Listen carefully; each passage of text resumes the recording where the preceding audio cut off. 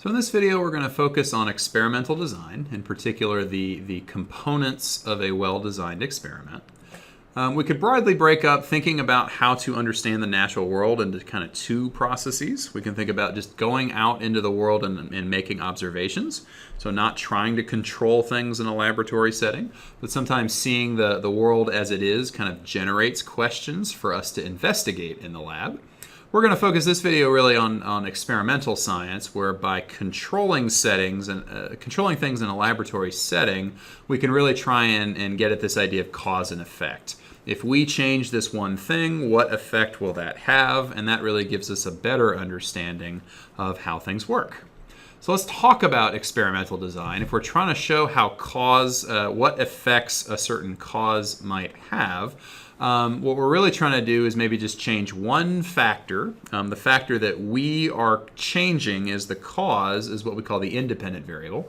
Sometimes I like to think of it as I, the scientist, am changing the IV. It's what I'm manipulating, if you used to call it the manipulated variable.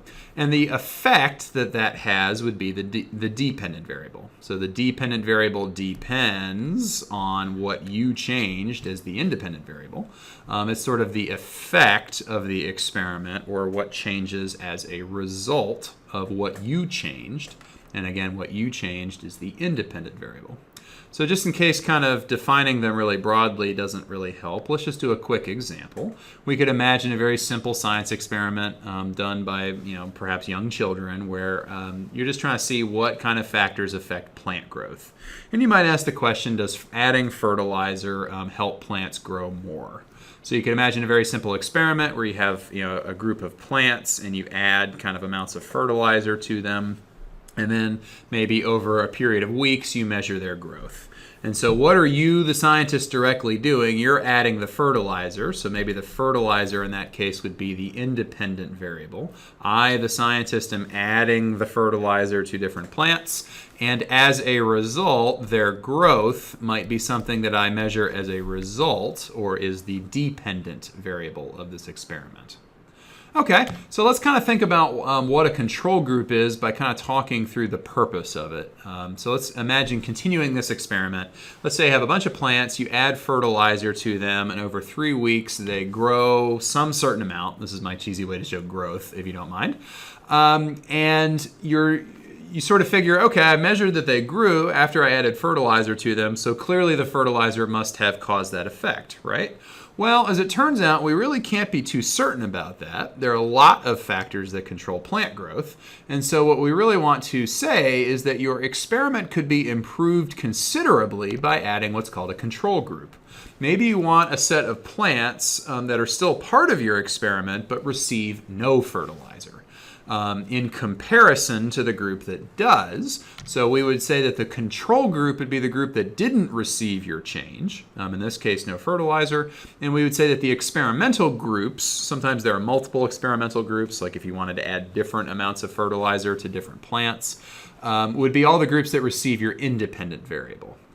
And so again, maybe if the results look something like this, very little growth in the control group and tons of growth in the experimental group, that would show by comparison, by comparing the control group to the experimental group's results, you can see that your cause, your independent variable, really does have an effect.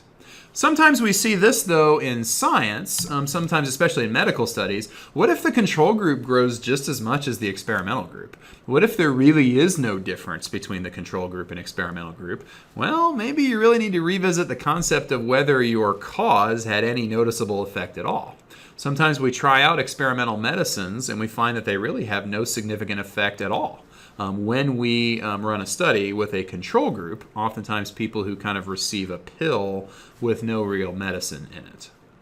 So control groups are extremely important in science, and the purpose of them is to compare what's happening with an experimental group. So let's also talk about the need for constants. Constants, also called controlled variables, are just all other factors across all of my groups that I want to give equally to all of the groups so that those factors don't have any impact on my results. So again, there are lots of things that can cause plant growth, right? So let's think about what those might be. Maybe access to sunlight. I want to make sure all of my plants in all groups have equal access to sunlight, so sunlight doesn't have any effect. I want to make sure I water them all equally. I want to make sure that they have the same amount of soil and soil nutrients. So none of those factors should have any effect. That should better help me isolate the effect of fertilizer versus no fertilizer. So what if we didn't hold things constant? Sometimes it helps students to think about what if we ran a poorly designed experiment. Let's say I have these two groups. Let's say I don't give fertilizer to one group and I give fertilizer to another group of plants, but I also take the fertilizer plants and I lock them in a dark closet. So I deny them access to sunlight. I come back 3 weeks later and all of those plants are dead, and I conclude that fertilizer kills plants. Right? So hopefully you can see the logical flaw in that kind of conclusion. The problem really is that I locked them in a dark closet. And because I really changed two things at once, I gave some of them fertilizer, but I also denied them sunlight. I'm really potentially unclear as to which one of those causes caused the effect that I saw. So what's better in science is wherever possible, I want to try and just change one factor, one cause, so that I can see what the effect of that cause is. Maybe ultimately I do want to study lots of factors that affect plant growth, but I want to study them one at a time. I'm going to study the fertilizer effect first, then I'm going to hold fertilizer constant, and I'm going to study sunlight next. Then I'm going to hold sunlight constant, and I'm going to study different amounts of water after that. So just change one factor in each experiment. So let's just kind of summarize. I've tried to provide simple little summaries here for the vocabulary terms I've talked about so far. I like to think of the independent variable as the cause. I, the scientist, change the IV. The dependent variable is the effect of that change. It depends on the independent variable change. The control group is one group of subjects in your experiment that maybe often don't receive the independent variable, just so we can see how they change so that we can compare those results to the results of subjects that do receive the independent variable. By doing that, we're much more able to see the effect of the independent variable. And then constants are just any other factors. Constants are not groups. They're not a group of subjects. They're just maybe other factors that we want to give equally to all of the groups so that those factors don't affect our results. Okay, and the last point I just want to bring up very briefly in the overall process is just to try and think about the difference between the terms hypothesis and theory. Hypothesis is kind of much earlier in the process of understanding something. Often we like to kind of think about a hypothesis as like an educated guess. We think we know what's going to happen, so then we run the experiment and we see if the experimental data supports that hypothesis or not. How do we ultimately get to kind of something we're much more confident in, though? Typically not just the results of one experiment. Sometimes if we have experimental data that supports our hypothesis, we want to publish that data. We want to let other people know about that. And importantly, we want to encourage them to repeat the experiment, because by repeating the experiment, they get a chance to see if they can generate the same data.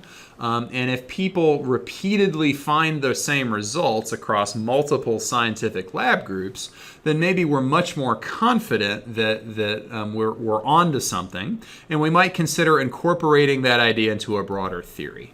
So a theory is kind of much more powerful than a hypothesis, even though in common usage we might use the word theory to mean kind of guess. Oh, that's just your theory.